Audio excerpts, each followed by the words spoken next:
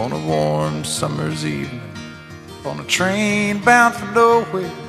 I met up with a gambler. We were both too tired to sleep, so we took turns of staring out the window at the darkness till boredom overtook us, and he began to speak. He said, "Son, I've made a life out of reading people's faces and knowing what the cards were by the way they held their eyes. So if you don't mind my saying, I can see you're out of aces. For a taste of your whiskey, I'll give you some advice." So I handed him my bottle, and he drank down my last swallow.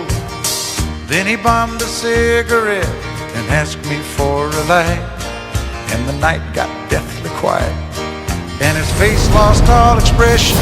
He said, "If you're gonna play the game, boy, you gotta learn to play it right. You got to know when to hold 'em